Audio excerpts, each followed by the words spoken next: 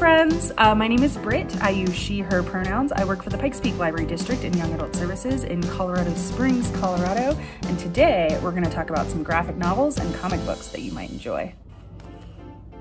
Okay, so if you're not familiar with the concept of a graphic novel, think comic, right? Like this is a graphic novel.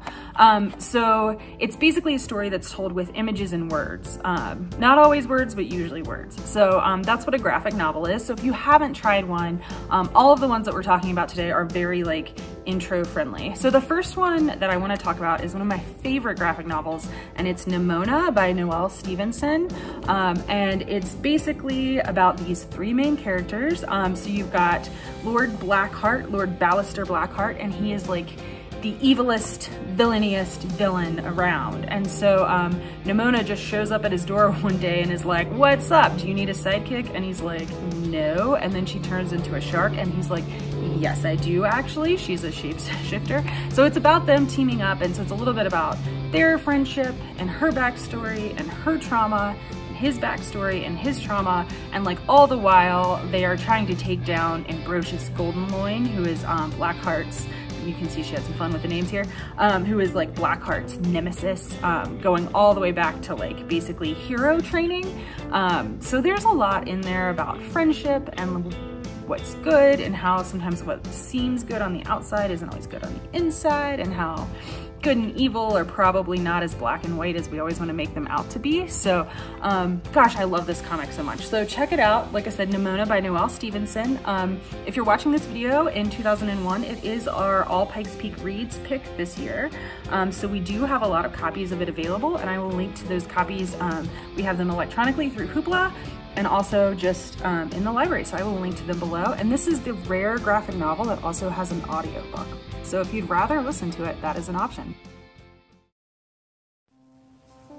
Hi, my name is June McGinn. I'm a Senior Library Associate with Young Adult Services here at Penrose Library, and I have never understood the genre of self-help books.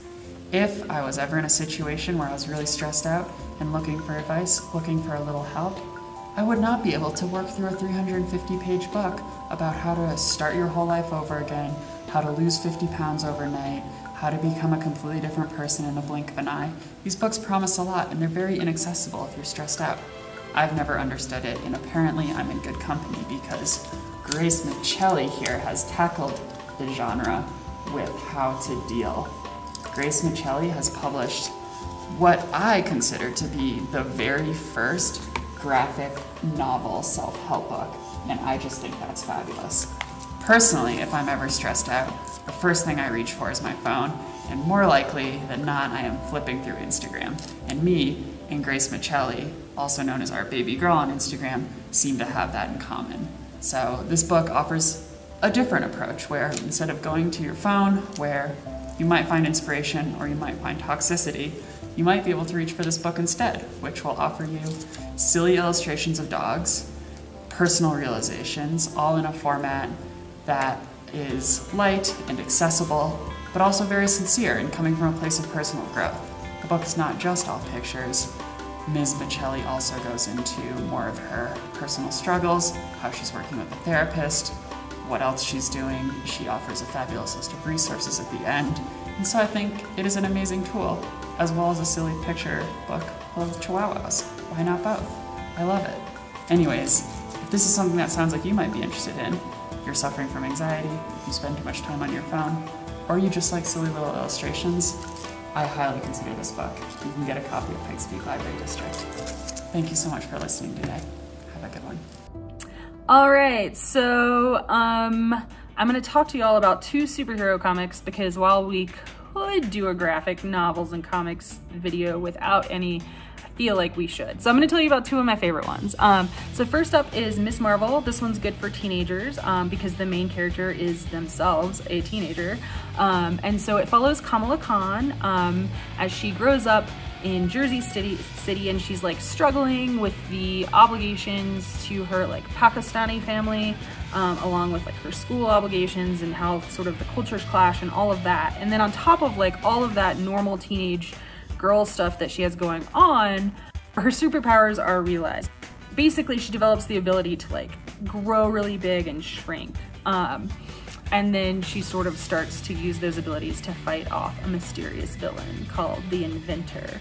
But it's a really great origin story. It's a really good entry into the Marvel Comics universe, if you will.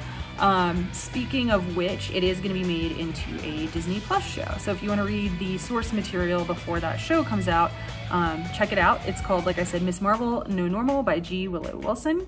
The other comic I wanted to talk to y'all about, which is my favorite superhero comic easily of all time, and it's just Tom King's run on the Vision. It's only like 10 or 12 issues. It's like a fully contained story.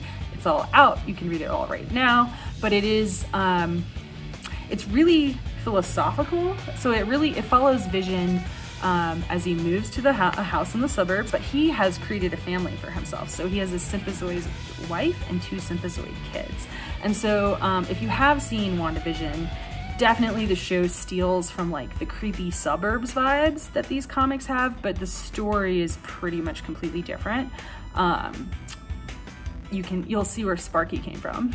Sparky's in the book, but this book is more about like, what do we owe each other, right? And what do we owe a synthezoid or a synthezoid family? And are they human, right? Like, would we consider them humans? And it's pretty violent and it's gonna make you think, but I just loved it. It's, like I said, it's my favorite superhero comic very easily that I have ever read. So it's called Vision, Little Worse Than a Man, and it's by Tom King. So if any of those sound good to you, you can get like both Miss Marvel and that Vision comic right now on a service that we have from the library called Hoopla. All you need is your library card. So I'm gonna link to all of the books in the library catalog, and I'm also gonna provide a link to Hoopla so you can start reading these graphic novels right now.